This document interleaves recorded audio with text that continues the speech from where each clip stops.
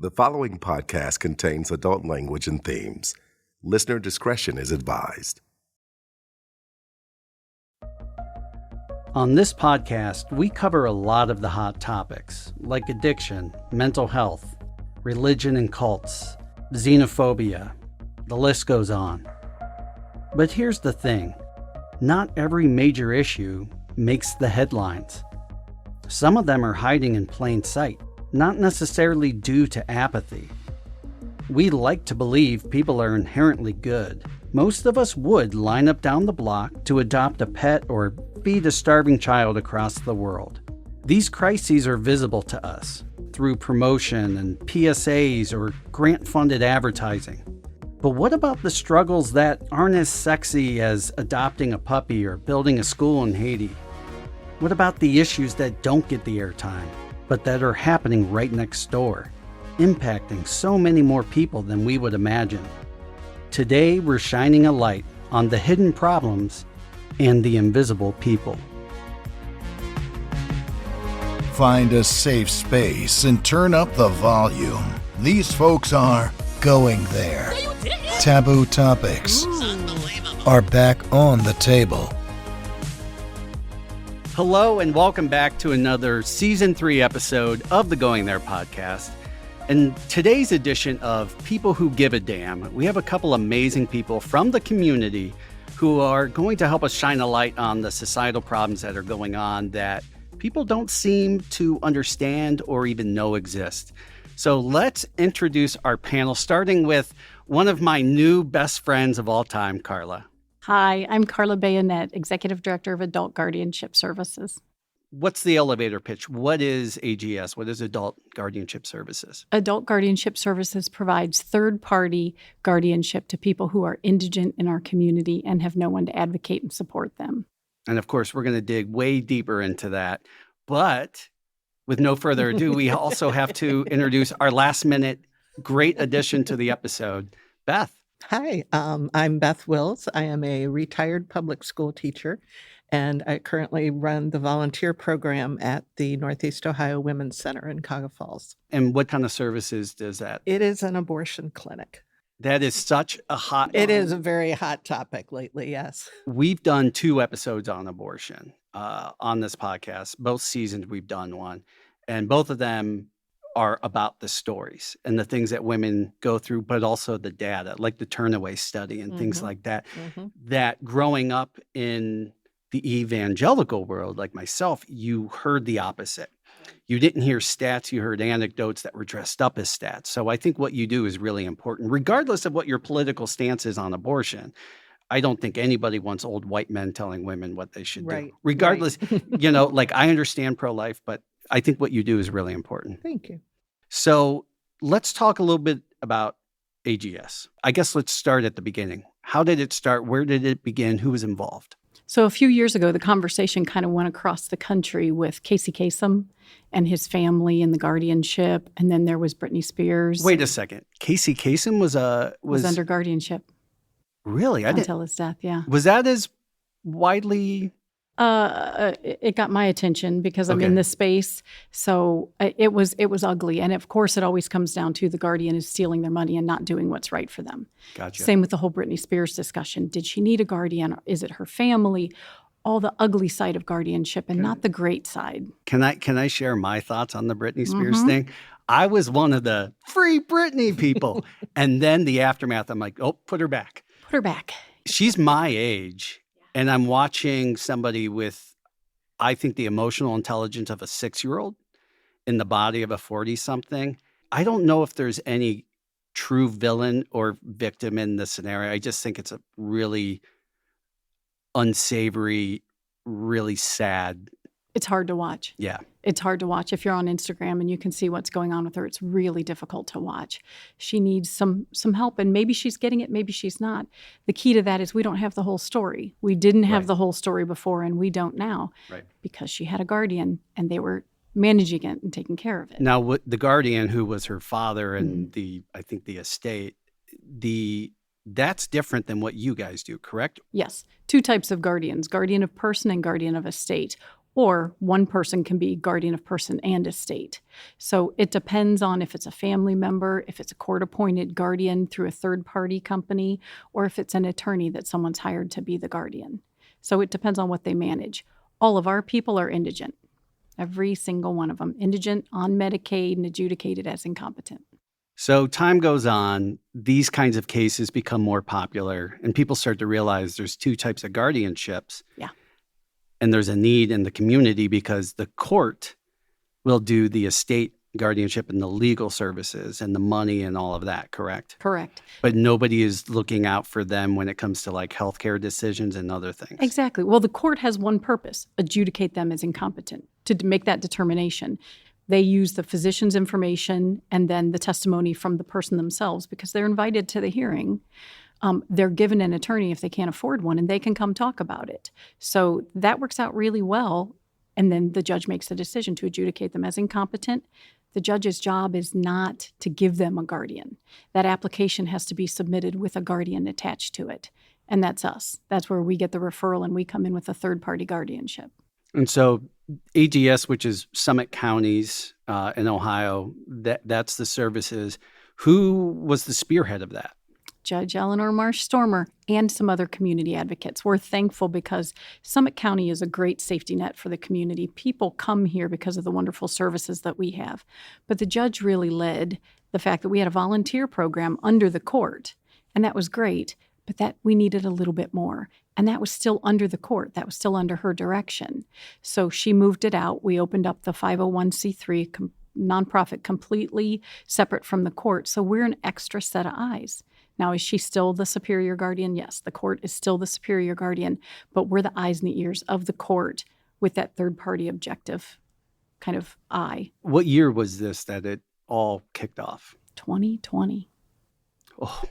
2020, 2021, Oh, when the world was saying that there was a higher need in when that the year? world was falling apart. Yeah. These community leaders came together and created this program. So 2020, I think, was for better or worse, it was a spotlight that was shined on all of society. Yes. And not only did it, I think, highlight some of the issues that were ignored, but it may have exacerbated or created new issues, right? We saw mental health go down the drain. Isolation added to it. Political divisiveness added to it. It was already there, but there were new issues that popped up. And now we all admit we're living in a new world. This isn't the same world it was pre-2020.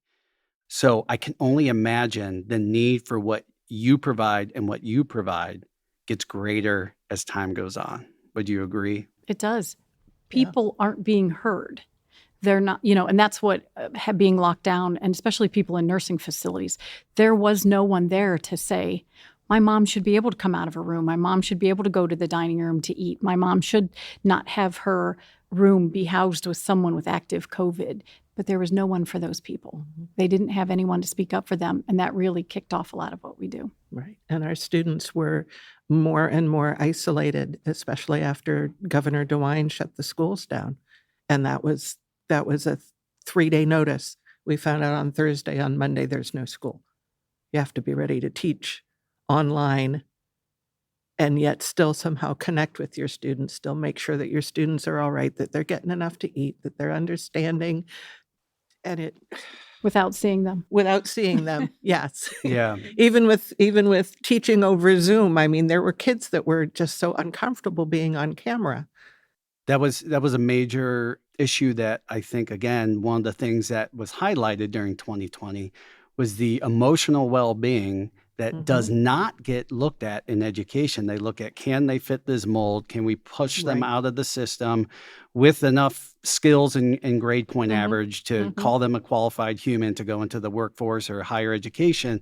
But there's this whole emotional fallout. Right. There's a lot of, are they passing all the standardized tests that they need to? Right. But not so much how many of them are getting counseling, how many of them are on antidepressants, how many of them are just not getting any help at all. And now they're stuck at home with families who probably have even less regulation over their nervous system, their emotions, and everything else. And you don't have any control over that. Right. You don't have that one-on-one interaction. That had to be one of the toughest things to go through. It was bad. How many months were they out of the classroom? From March, I assume? From March until the end of the school year in June. So you didn't see your students again until the next school year? Right. And when did you retire? Just this past year. Congratulations. I know Carla's... Don't be nice to her. Yeah, to say Carla's envious would be an understatement. Yeah. I think we're all envious, but at the same time, I think Carla can probably agree with this. There's the state of the world right now, not doing something, being idle in any way. And I'm not saying you're doing things, but the idea of retiring on any capacity to me, the anxiety alone would kill me. At least I can do something like this, Right. And what you're doing, we're going to talk about that, but it consumes your every second of every waking moment. It does. Let's go back just a little bit first. So what were you teaching? How long were you teaching? I was teaching high school French, and I taught that for only 8 years. I went back to school in my 40s to get my teaching certificate. Oh, wow. That's awesome. Thank you. It was rough, but... Do you want to say what district you were in? Or I what was city? in the Crestwood Schools District up in Manaway in northern Portage County. That's a decent school system. I loved my kids. I really loved my students. They were wonderful. I've been to Crestwood a bunch of times. But for did you sports. have a drive the tractor to school day? My graduating class was like 6 kids and a donkey. So no, mine wasn't that bad, but it was a little more backwoods. Crestwood is out there. That was an annual shindig, drive your tractor to school. When you look at the public school system, it's the rural schools like that and the urban schools that suffer the most when there's budget cuts, when Yes. there's literacy Yes. tests that we show a lack of. Yes. Now, teaching French, you might not see as much of it, but you see it. I was fortunate in that I was the only French teacher in the district, so I was pretty safe. Ooh la la. Exactly. But we did have, we had 1 year in which we had to cut 12 teachers. Yeah. And from a district our size, that was immense. And you picked a great time to retire with the dismantling of Yeah. the Department of Education Yeah. and all of the budget cuts that we see coming. The people who are already grossly underpaid, underfunded, Mhm. undersupported. Mhm. Let's Buying take more their own from them. school supplies, Yeah. everything. And that was a big contributing reason to why I retired was there's just so much crap coming out of Columbus and coming out of Washington. I mean, they were debating making a law to where we could not call our students by their preferred names. Yeah, because that's DEI. Yeah. Yeah. I don't care what gender they are. I really don't. But if my student tells me they want to be called Bill or Mary or whatever, that's what they want to be called. And there's no reason not to call them that. Yeah. Carla, switching gears for a little bit, also looking backwards. I'm sure you've been the same Carla for many years, but you used to have a corporate job and be part of the rat race and everything else. Sort of, yeah. So for the previous to this role, I was 14 years with your local area agency on aging, which really is kind of a corporate environment because it's a well-oiled machine.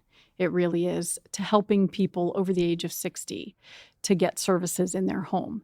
It's important to understand that care in a nursing home is primarily paid by Medicaid. Medicaid dollars are your dollars, they're my dollars. So if we can keep somebody in their own home with their own rent and their own insurance and their own water and gas and electric and food, that's the best place to be. And it's probably where they want to be. So your local area agency on aging administers a few programs that makes that possible, that they can be safe and remain in their home with services. Not everyone needs to go to a nursing home. Right. So that was a good role. I appreciated that, but had a real calling to kind of do a little bit more, to be more of an advocate for not just those 60 and over, because I was often got a call for someone who was 52. I had nothing to offer someone who was 52.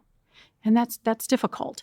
In this role, someone who's 52, I can look into what other services are out there and help them and potentially put them under guardianship and get housing for them, get Medicaid for them, get services that keep them out of an institutional type setting. So COVID and the pandemic is a topic that since the onset of this show, we're like, God, we can't wait till we have to stop talking about it. But it's impossible because it was the turning point, the catalyst for a lot of these things.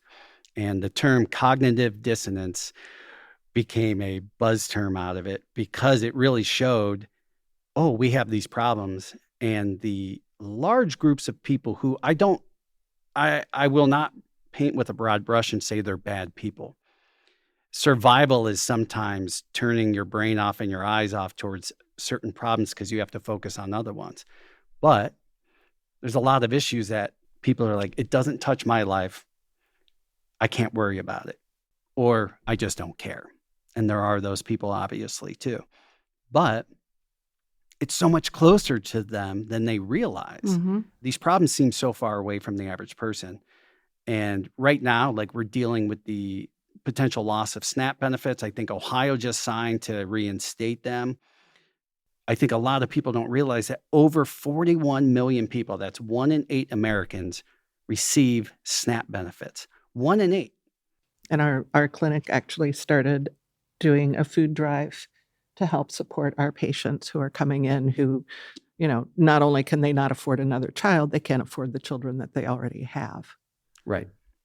And I'll just share this from my past. Some of the hardcore pro-life people are like, but they're the ones who decided to have sex. Mm-hmm. And that is, I understand the dogma behind it, and it's indoctrinated, it's pounded into your brain.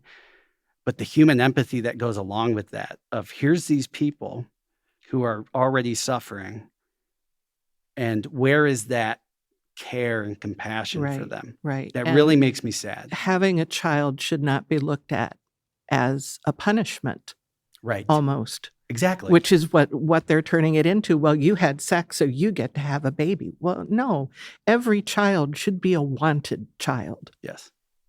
Yes.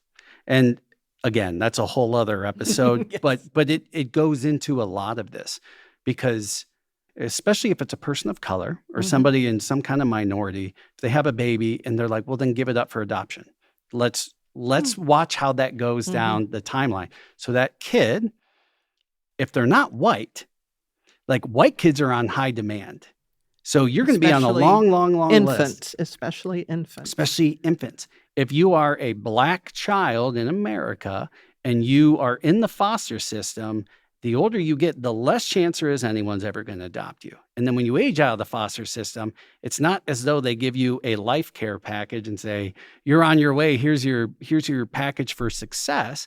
A lot of them end up homeless. Mhm. The amount of compassion towards our homeless population, as you guys see, because of the roles you're in, is not great. We just not too long ago had somebody on a national news network say maybe we should just essentially euthanize the homeless. This is the unborn child that you wanted somebody You to wanted keep. this person born. Right. What are you going to do to help them now? Yeah. So we're in trouble, but thankfully there's people who give a damn. And you're sitting at the table with me. Who are these people that you serve with adult guardianship services? 18 and over, anybody who's eligible to have a guardian. And that would be someone who's spoke with a physician, or for some reason they were, held against their will in potentially a behavioral health unit, to find out if they're considered competent.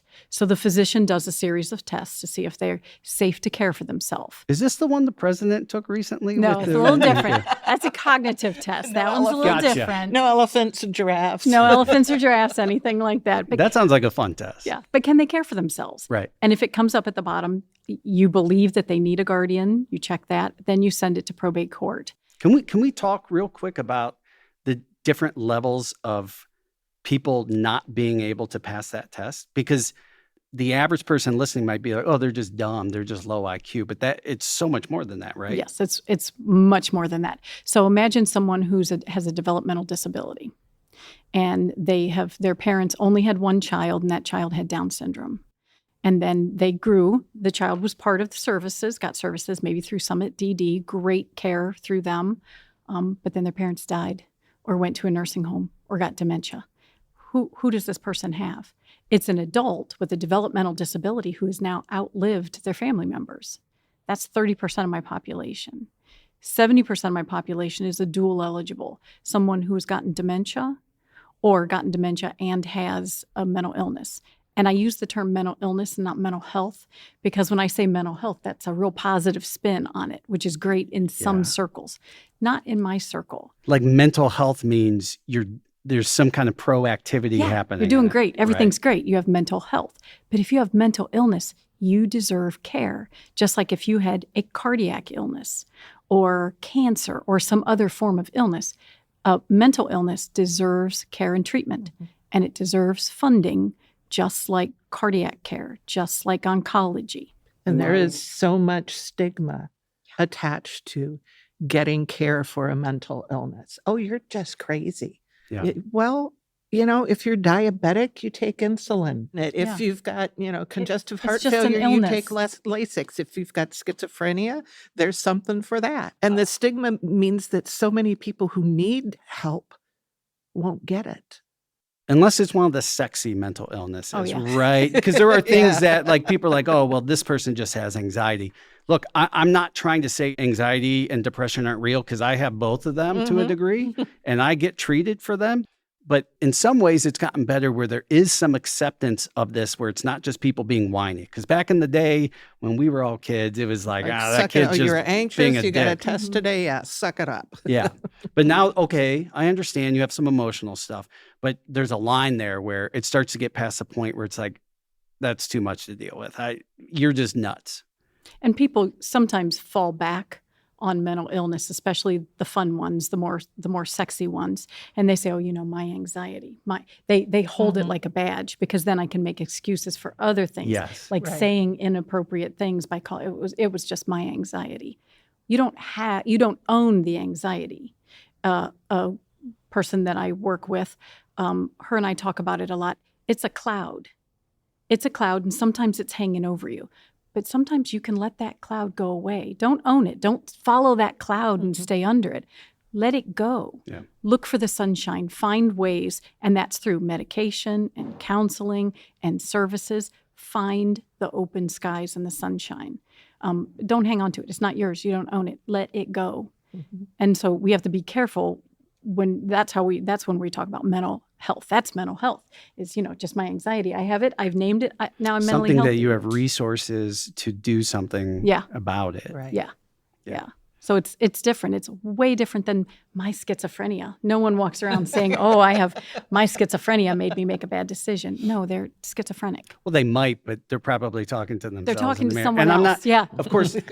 What I love is, Beth, you seem very similar to Carla. Carla and I will be talking. We have been friends for a very long time. The people who care the most and who deal with this have such a great sense of humor about it because you're not punching down, you're not laughing about it. But we just made a joke about what it's like to be schizophrenic, not because who cares about this person suffering, but like there is that sense of humor that is a survival skill under there.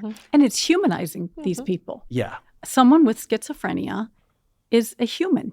And they deserve care. Yeah. And they deserve friendship. And love. And love. They deserve all of that, just like everyone else. And we would tease with everyone else. They don't want to be, no one with a mental illness wants to be treated differently.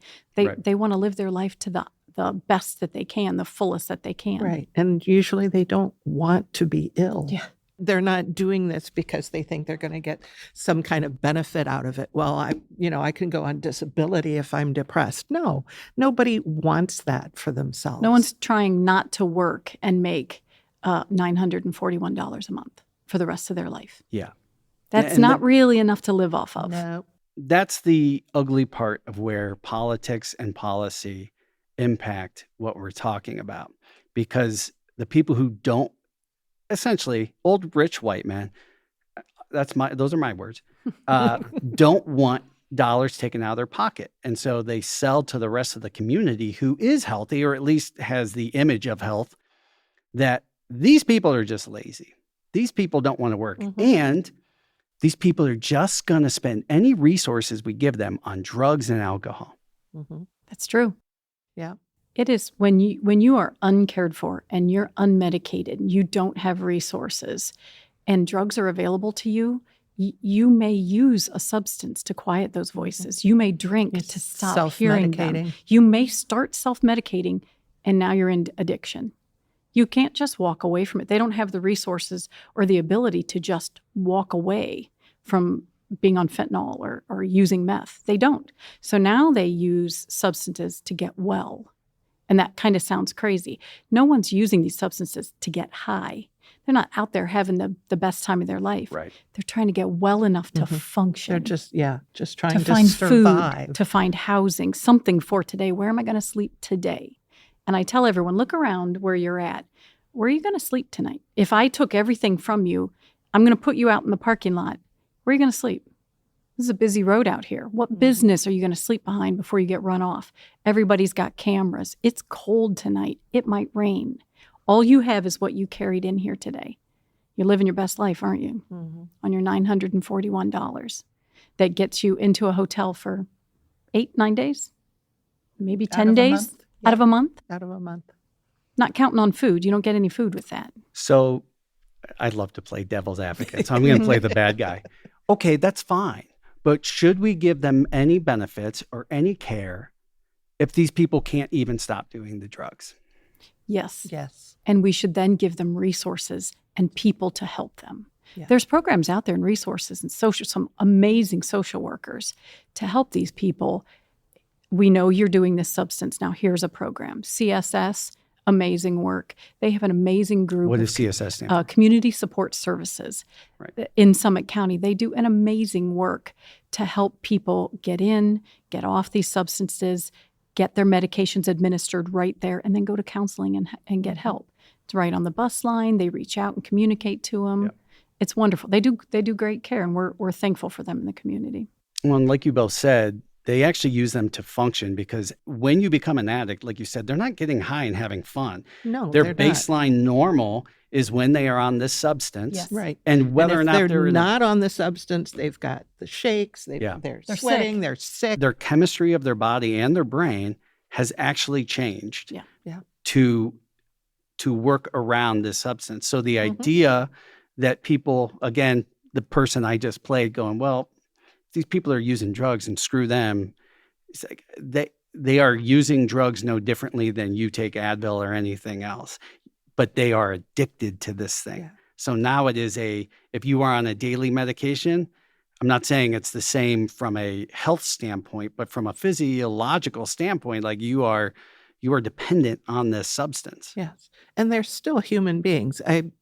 My husband is a big fan of that live police patrol show. And every once in a while there's somebody on there that they're talking to who is obviously out of it, obviously addicted, not getting his drugs, whatever. And I just look at him and I think at one point he was somebody's bouncy little boy, little baby. And, or someone's son, someone's grandchild. brother. How would I feel? I look at my grandson who's 15 months old. How would I feel to see him in that position on a show like that? And you can't treat people like garbage. You can't. There but for the grace of God go I. Everybody in the United States, we're all so close. One big medical problem away from bankruptcy and homelessness. Yeah. And sometimes it starts from a suburban kid playing football who gets an injury and takes Vicodin as prescribed by his doctor. Mm-hmm. And then that kind of continues on here and there. They have aches and pains. They go to college. They play college sports. We're filling them full of narcotics to keep them going and keep them playing. And then it gets ugly from there. That kid did nothing wrong. And, I remember years and years ago when we were both working at Akron General, pain medication was supposed to take the edge off. What was the fifth vital sign? Pain.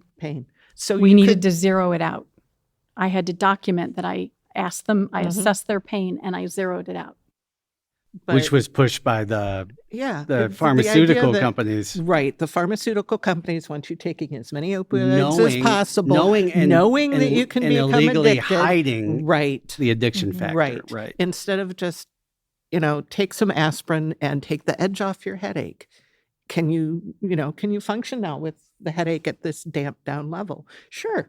I don't like it. I have arthritis. My joints hurt every single day. I can handle it.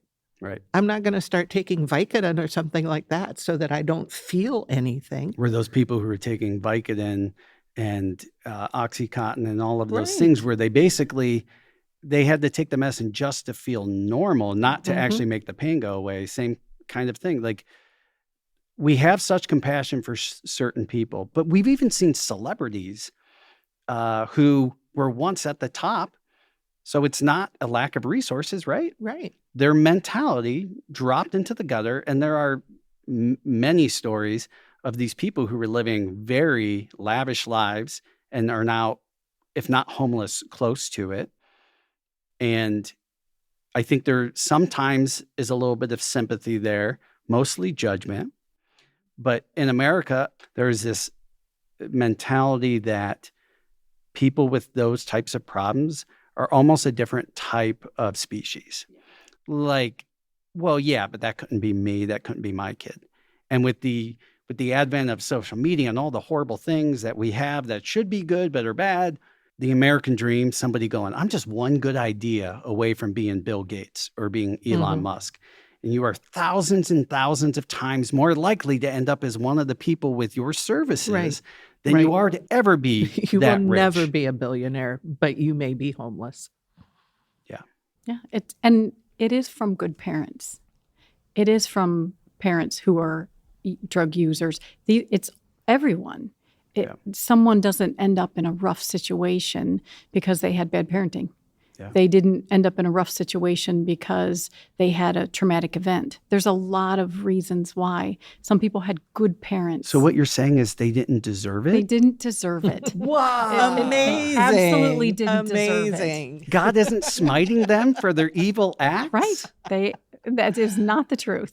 Wow. So this must be an easy fix because I'm assuming Medicaid and Medicare pay for all of this. Wouldn't that be awesome?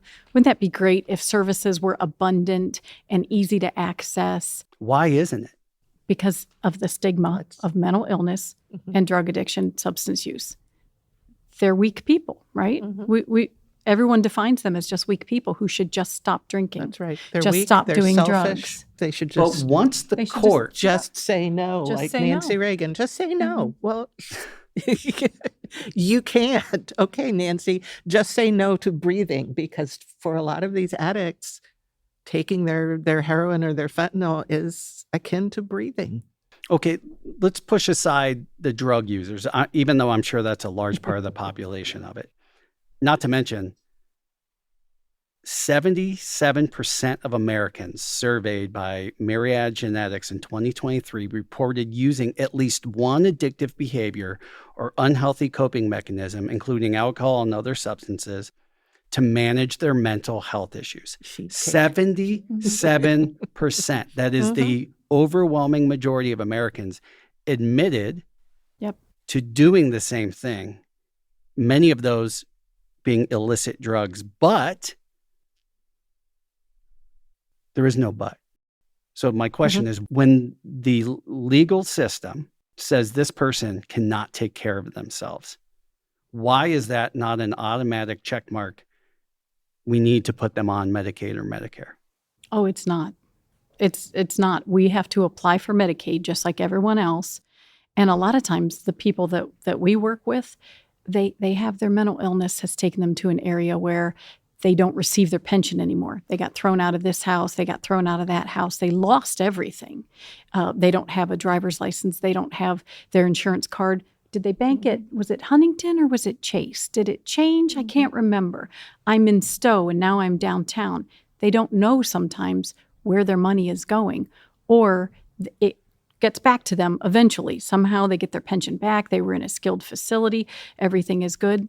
But there's $3,000 in an account somewhere. There's an extra car sitting parked at someone's house. They don't qualify for Medicaid. Doesn't the legal system handle all that? Because that's their estate. That's their guardian. No one will take a case that is $3,000. That's a massive amount of legwork, paperwork for a small percentage of that car or that property. It was hard enough for me getting my mom on Medicaid when she had her strokes, and this woman, someone who knows the priceless. system. Yes, I called her up. You know this system. Tell me what to do. But it was hard enough for me, and I'm intelligent and educated, and I have a friend in the system. Can you imagine?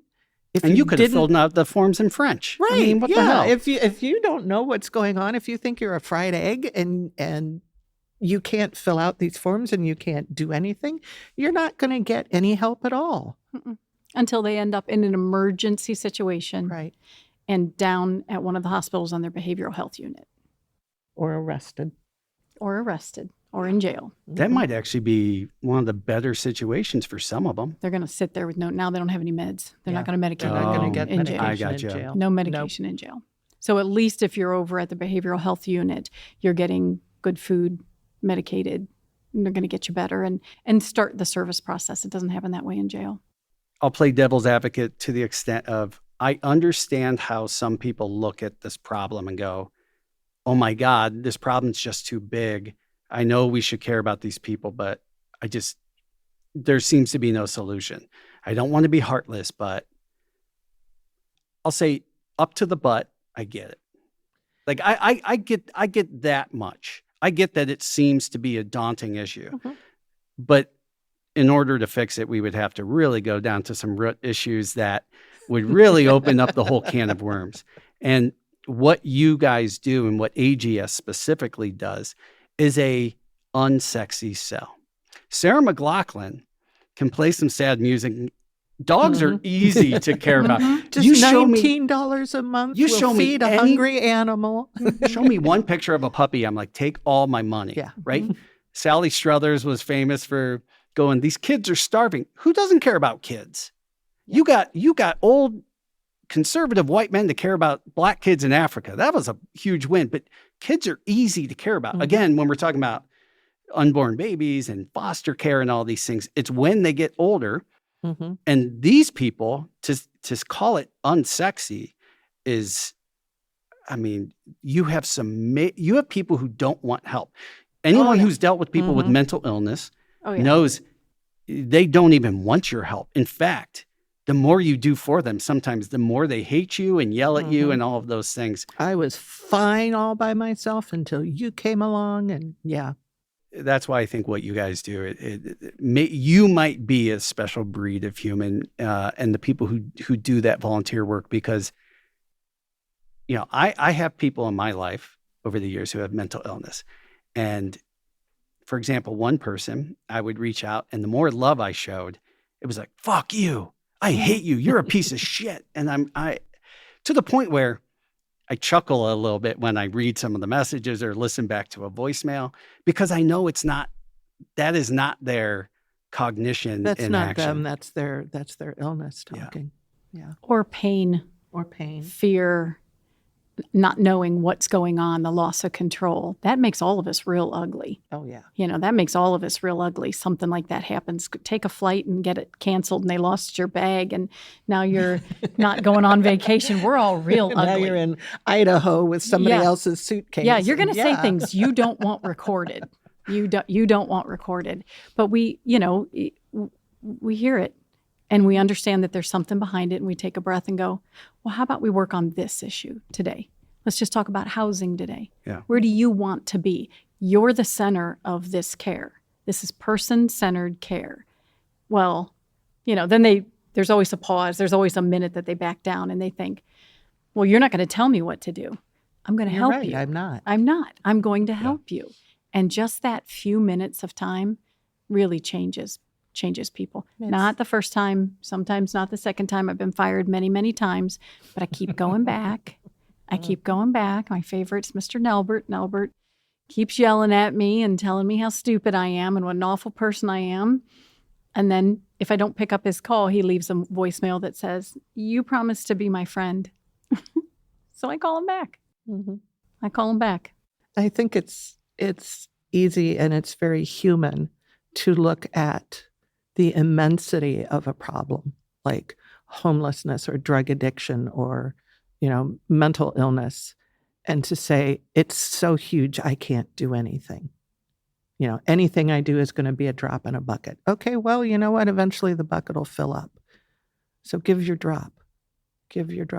And you don't have to fix every problem. You can have, maybe a specific cause that you're interested in. I really like animals, or I really like babies, or I really, and you pick a cause and you pick a group to support, and you pick an area where you've got skills and where you've got some passion and some care and some concern and some wanting to make it better, which is why I'm at the Women's Center. Women have been women's empowerment, women's education. I worked at Legal Aid years and years ago and did a lot of work with domestic violence victims. And so women's rights are one of my passions, one of my buzzwords, one of my things. Now, I could get involved in foster care and take care of children, or I could get involved in environmental stuff because, of course, I'm, concerned about the impact that we're having on our environment and on climate change. But I could also completely overwhelm myself. Yeah. So I have chosen to stay with, education and women's rights. And those are the two things that I care passionately about and the two things that I can actually do something. And so why do you, Carla, care about this thing that seems like you're a masochist for doing it? I tell people all the time, when you see someone on the street corner, when you see someone who's laying down and they're like, why do you talk to those people? And I have the same thing every single time. Those are my people. Those are my people. Those are those people that need someone to make eye contact and smile and say good morning and not just act like they don't exist and walk by them like they're ghost people. Just say good morning. Just say hello. Just sit down beside them and offer to sit and eat with someone. Don't do that grand gesture where you use your phone and you take a video of them giving them some food. Just sit down and have a sandwich. Can we do an episode on that at some point? The social media heroes? Yeah. If it's not recorded, it wasn't done, right? Yeah, you didn't help anyone. We've got a couple at the clinic that GoPro everything, themselves yelling and screaming at these women coming in, and they post it up on their social media to show how great they are, what good Christians they are. Look at, we're helping these women. A woman on potentially the worst day of her life, and Right. you just traumatize her that Right. much more. Right. Again, Exactly. even if you are anti-abortion, I understand the stance of not being, for abortion. I get I it. get that. I get That's that. fine. Don't have one. But- But to come out here and and yell at make the women. someone else Mhm. miserable. And we get, teenage girls, underage girls. We get Girls who rape likely victims. We know- get rape victims. Right. We get incest victims. You're yelling at a 14-year-old whose father raped her until she got pregnant. That's not a good Christian in my book. That's not a good human being in my book. Yeah. You suck. I agree wholeheartedly. Obviously, without specifics. Mhm. Can you share a few examples of some of these people? You've told me about some of these things that you could probably do an entire series on the types of services. So right now I'm rewatching a show, and it was very similar to certain cases that you've talked about where you have the people in the circles of these people aren't always looking out for their best interest. A lot of them are, but they don't have the capacity. If somebody in my close family was one of these people, I would say, I'm not that kind of caregiver. This is not the kind of thing that I'm equipped to do. Yeah, we have family members who can't be the guardian. They just can't. Sometimes being a guardian for your parent is difficult. It's really difficult because you flip the roles. They've always parented you, as you know, and then you have to become the caregiver for them. And that creates a lot of anger, a lot of resentment, a lot of wasted time, and space. And that hurts. And then also the other way, you have a parent who has a child maybe 32, 33, with a severe mental illness. You never get to stop being the parent of them, telling them what to do. As our children age and they become adults, we parent differently. We parent an adult, and that lets them take off and be independent. But when you're the guardian of that child, they're going to continue to fight back over and over and over again. You're not a bad parent. It's like your teenage years forever. Forever. It's those rebellious teenage years for maybe someone that had a traumatic brain injury at the age of 14. They have a mental illness or they have a developmental disability, and their mental age is much lower than their chronological age. So how do you keep parenting them at that tough time forever? Right. Forever and ever until you get old. Right. And I'm parenting my mother. Yeah. With vascular dementia in a nursing home, and I'm the parent. That is such a Mom, sad you need thing to to you need watch. to change your clothes a little more often. Mom, can we get your hair washed? Mom, can we do that?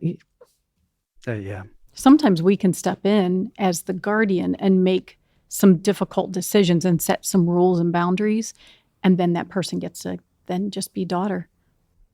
That, sometimes that works out. I've learned so much talking to you and some of the other guardians, but one of the most interesting dynamics that I had never even considered is what if it's the spouse who suddenly becomes incompetent? And you brought up a point that it was like, never thought of this in a million years. Can somebody without a working brain, essentially, consent to sex with their spouse? And that actually comes up. It comes up a lot. It came up just today. If I were let's say I were the husband and my wife suddenly had dementia, this is the person who I love, where lusting after them is not a bad thing, but the idea of them not being able to consent to it. Right. Mm-hmm. Now, and not that long ago, America was like, well, wives can't not consent, right? Right. But the reality is like that comes up. Especially when she needs additional care. She needs 24-hour care and has to be moved to a facility. Does he get to still go and spend time with his wife alone with the door closed? No. That's heartbreaking. I mean, So that's being hard. unable to consent is the same as saying no. Right. So that's Whether a hard it's thing. because you've got dementia or mental illness or because somebody found you drunk behind a dumpster. If you cannot acknowledge what's happening, that's a no. And if you are the spouse in the situation who is still together, if you were to divorce and leave that person or start dating or doing anything else, which is a very understandable series of events, the type of ostracism that would happen within the family unit and everything else, that is just one of those situations that is not fair for anybody involved. Yeah. And you lose more than just your spouse that you lost to dementia. You may lose your children. Yeah. You may lose your friends because you did choose to divorce her quietly. Maybe not say anything to anybody. Everyone finds out. Somehow gossip goes like crazy. Oh, yeah. They find out that you divorced her and now you're out dating someone else, but you probably still love her. You probably would Probably give still anything love to her. get them back. Yeah. Yeah. Yeah. And Yeah. it's heartbreaking. It's heartbreaking. And there may be some cases to where she has dementia, but she feels better with him and him holding her. How do you determine if that's consent or not? Is there a way for you to share high level the story without giving any specifics about the woman who gave away a lot of money? I can, yeah, because it's a common situation people don't even know is common. That again made my head explode. It's heartbreaking. We had a call from a blue-collar gentleman, always worked, owned his own company. He likes to call himself a gearhead. He can fix anything. So great guy. He worked outside the home, owned his own business his whole life, worked a little under the table, so his Social Security's pretty low. It's pretty low. But he's a great man, had a wonderful wife. They lived together, never had any children. She took care of the home. She worked outside the home to get benefits so that they had health insurance. And they did that their whole life. They get to their 70s and it's time to retire. She retires first because her memory maybe just isn't as good. Being a little forgetful here and there. He recognizes it. No big deal. They're going to get retired. and he's going to close up the shop. Live the best life. Live where the you're just best posting life. pictures In of their your golden dogs on years. social media, Yes, like Beth. Golden years. And she's done well, right? They've saved up, together as a team. And he called them that many, many times. As a team, they had a nice little nest egg. Yeah. They had a nice little nest egg. House is paid for. Everything's really great. And then he finds a foreclosure notice on the house. At the age of 70, his wife had gotten scammed in one of the romance scams and gave away everything they had, including the title to their house. The title to the house they got back because you can't just give a title away. She thought she could. But she gave away the entire nest egg. To stop the bleeding, he had to divorce her. He had to. Mm-hmm. He had to save any money that they had and get money away from her.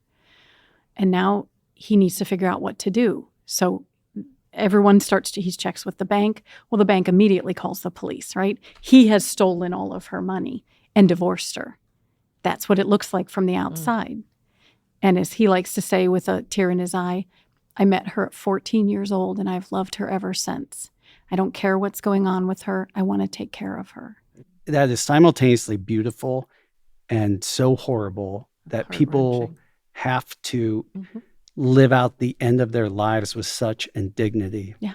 So now had, they divorced. Yeah. So he can't use her Social right. Security. So is she under full-time care She elsewhere? needs to be. Yeah, he's going to have to place her. He's going to have place her. And he is sleeping on a cot in the floor of the shop that he had to reopen to begin working at the age of 71 because he has no money. He can't take her money now because he's divorced her and he's been under investigation for theft. So he can't take any of her money. What money? Yeah. $940? Yeah, her she gets a little from a little pension, but it all has to go under her care. So he's kept her at home, but she needs 24-hour care. She needs to be placed now. The people are still trying to scam her. She still has a phone. Does she know that she even did it? No. So she doesn't even remember it. She knows that she's in love with Ed Sheeran. I hate to laugh at that Yeah. because that is so horrible. He sent her videos. But of all people to fall in love with, He sent her videos. He sent her pictures. well, it must be him. It must be him. God, that's terrible. Yeah. That's terrible. These romance scams are terrible. So this gentleman, the kindest man in the whole world who we've helped, I don't want to take the guardianship. He wants to be her guardian, but he needs to navigate the system. He doesn't know how to do it. So we're helping him do it. We've actually got a voicemail from him over there, which I need to call him on my way home, find out what's going on. He needs assistance with doing it. He saved up the money now to do the filing fee, and he's going to help her. But this is happening all the time. He went to the police when this was happening and said, here's her phone, make them stop. No one would do anything. They said, he went to the bank and said, stop sending the money. They said, there's nothing we can do. She's competent. She had never been adjudicated as incompetent. So this must be a rare thing. No, it happens all the time. How many people, is there a rough estimate of how many people just in Summit County are, well, you know how many people are under your guardianship, right? Yeah, ours. It's not as prevalent with ours because most of ours are more mental illness and that. But we do have a few. I personally have two. One who's a neighbor of mine caught up in a romance scam, and then this family. I only have 7 people under my caseload, and 2 of them were romance scams. There's many out there. They don't tell people. Yeah, and Right. the They're scams embarrassing. the scams are horrible. My They're husband horrible. runs an IT business, and he is constantly getting phone calls from his clients. Dave, I don't know what to do. This note came up on my computer, and the FBI has my computer locked down. And what do I do? And they want me to fall for send it all the $500 to unlock it. And Yeah. Talk sometimes about there's preying on the weak and innocent. That's Yes. terrible. yeah. Yeah, and it happens all the time. How many people are under guardianship across the board in Summit? In Summit County, about 2,600 people, with about close to 500 of them are with us.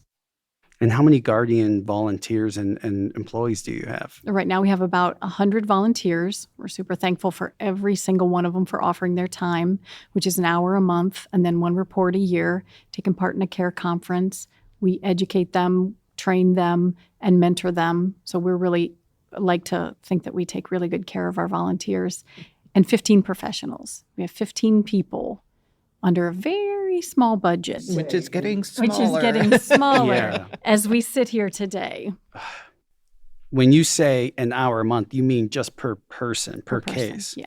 Yep. Not if I'm a volunteer, I only have to give you 1 hour a month. It's I have to give this person an hour. Yes. So you probably have 5 or so. It's usually about 1 to 4. It depends. Our professionals, a full-time professional takes 50 cases.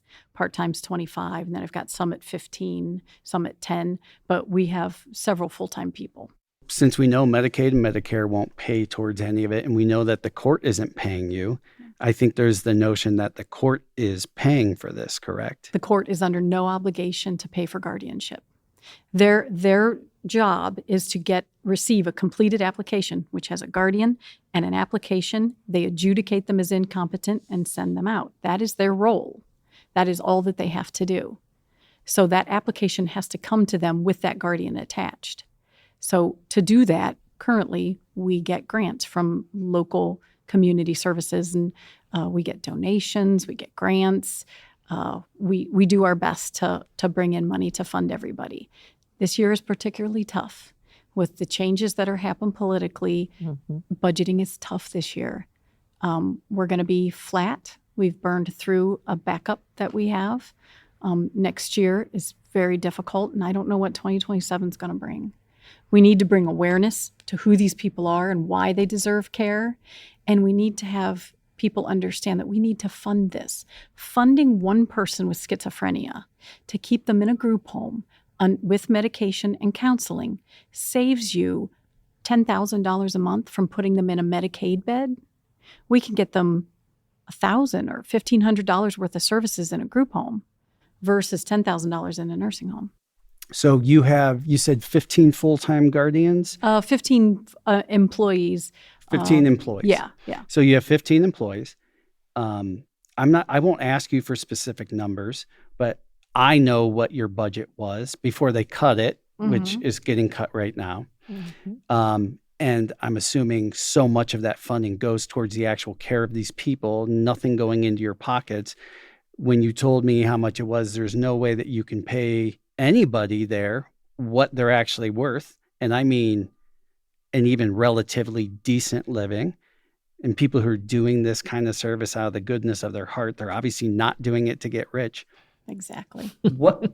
Not getting our checks from Soros, are we? No. No. We obviously know federally what's happening and it trickles down, but what things are getting in the way of this being funded? There's the obvious idea, again, that they're invisible. Yeah, they're People invisible. don't see this as a sexy problem to solve. It's a choice. Drug addiction is a Right. choice, right? Mental illness, there's services out there. They should just go get help. It's not that easy. It is not that easy at all. Imagine just getting a cell phone. Do you know how hard it is to get your own cell phone? Are you calling Verizon? Are you going to the Apple store? What are you doing? There's a lot of steps to getting a phone. Imagine if you got your one Obama phone and it got lost because it's about that big.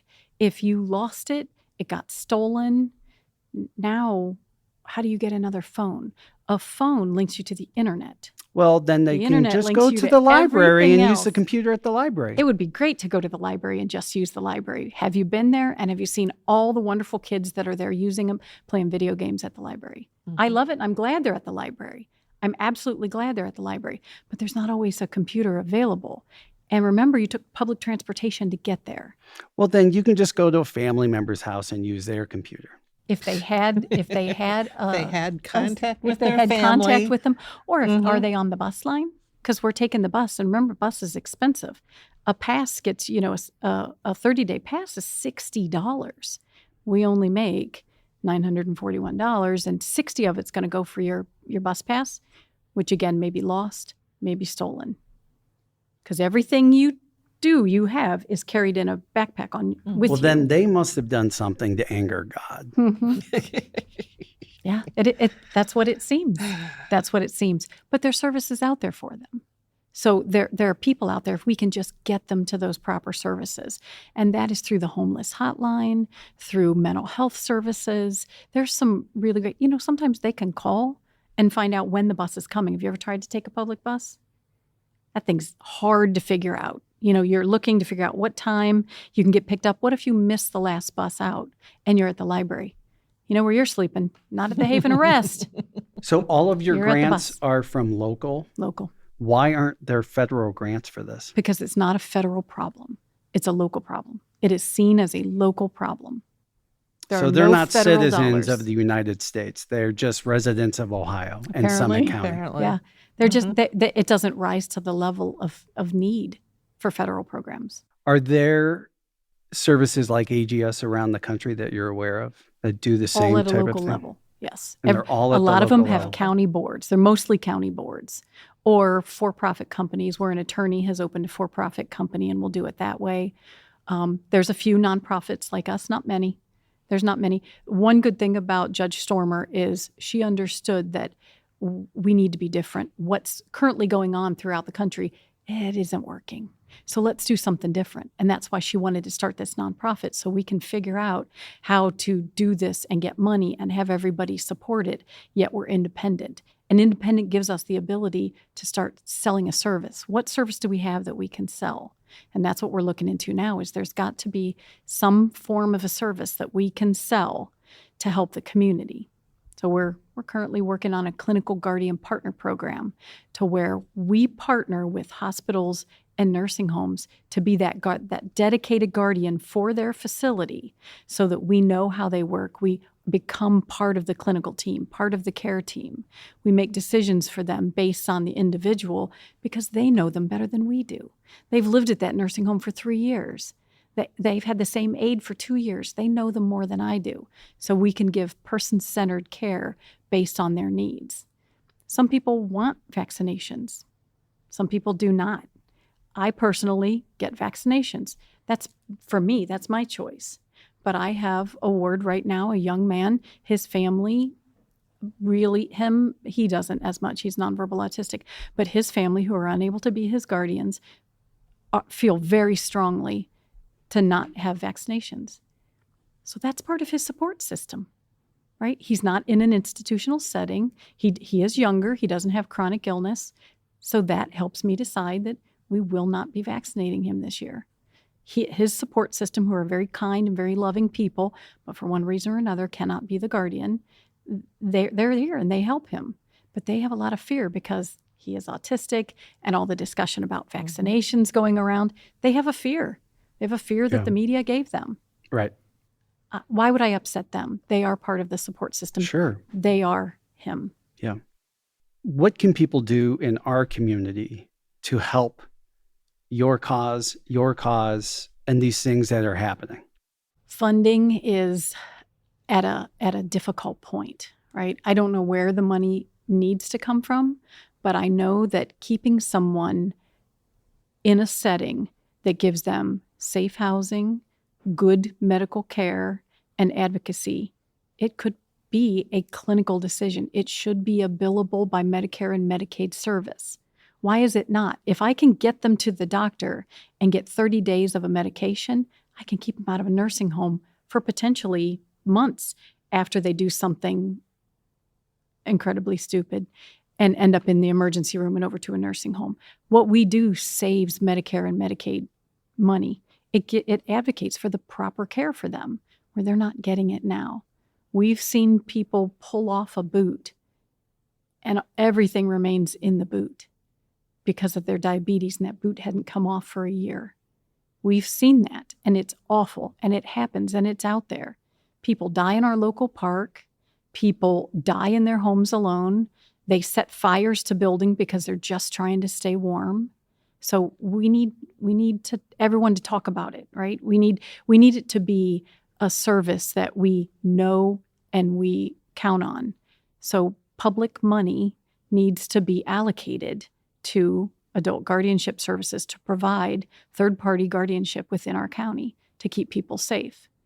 Right now, donations are always accepted. We support things like the animal shelter. Monthly, we send money to the animal shelter.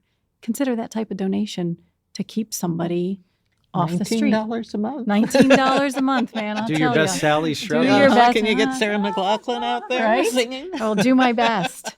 But it is what we need. We need to make it a priority, not an afterthought. Yeah. looking them in the eye and saying good morning. You can do it with funding and get them funding so that I can put someone out there that says, let's go get some help.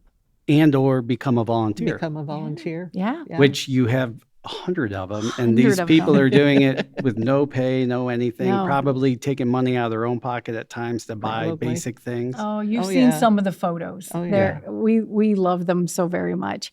We have some of the best volunteers. They visit these people every single month, and they take more than just a cup of coffee. They sit there with their favorite cupcake, and they have a conversation, maybe with someone who's not conversing back with them, but they know somebody came to sit with them Yeah. and have coffee and rub their shoulder. Just this human touch is a lot for someone who's in a nursing home. Yeah. Yeah. To sit with them and have coffee is amazing. But we do a lot of fun things with people. If somebody wants to give money or give time, where can they go? adultguardianshipservices.org. It's our website.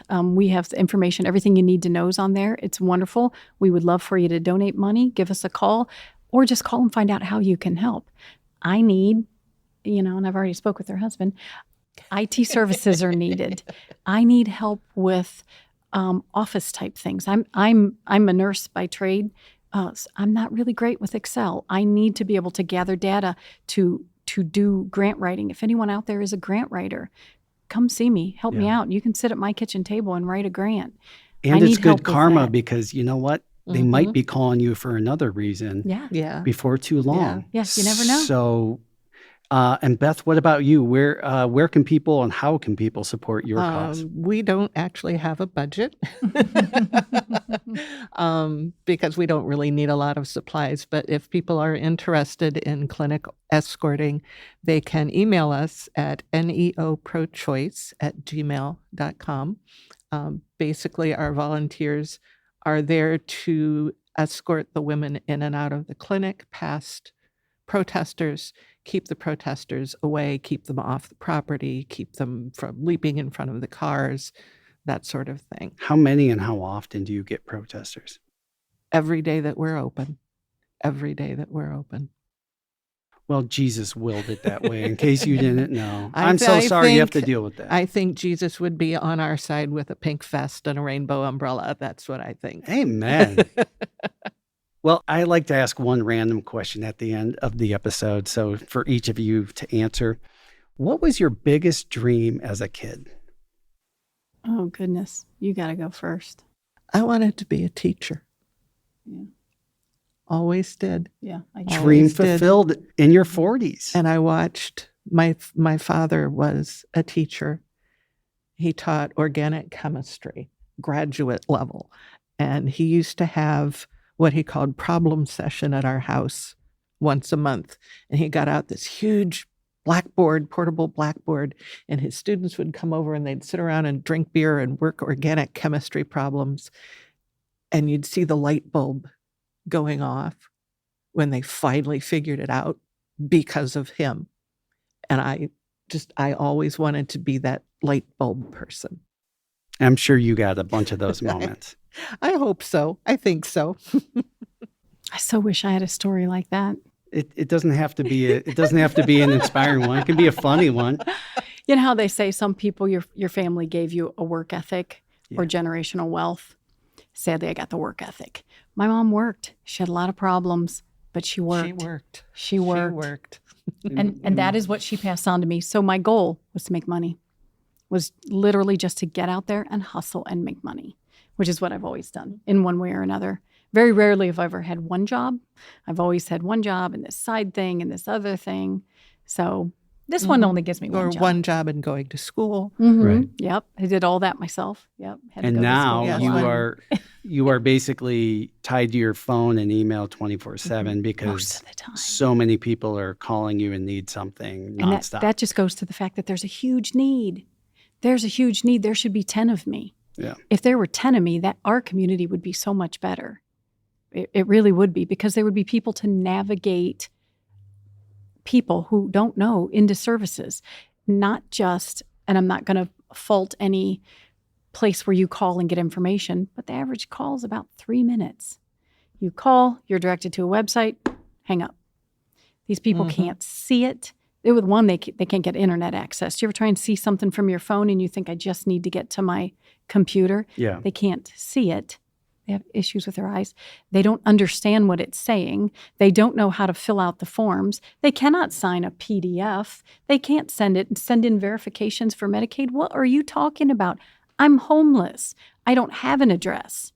Mm-hmm. Where do I go get this information? Oh, check your email. On my phone that just got stolen? How? We make it hard for people. We make it hard. Thank goodness there's a lot of groups out there. One of the ones that I work with quite a bit is Friends in Tents. They have a wonderful day room where you can go. They have a computer. You can get on the computer. You can get a cup of coffee, have lunch. They do some wonderful stuff. There are places out there. We just have to get the word out as to where they are. How busy you are makes it even greater of an honor that you took out time from your insane schedule to be here today with us, both of you, even though you took out time from maybe taking a bath or something like right. that. Making granola and petting your dog. So thank you so much to both of you for being here. And thank you for giving a damn. And hopefully you out there give a damn too. Whatever your cause is, put all of yourself into it, because you never know when you might need to be the recipient of some of these caring people and causes. So thank you so much for listening. Thank you for being here today. Thank you. And let's hope to God that funding falls from the sky. Let's all say a prayer. Let's flood them with money. We'll see you next time. We just went there. Now you can go to thegoingtherepodcast.com for links to all the podcast platforms, our socials, and of course, YouTube. While you're at it, give us a rating, share with a friend, and subscribe. This podcast is brought to you in part by its host and Frame One Media, in association with Kaylee Williams, Joe Calley, and Bobby Thomas.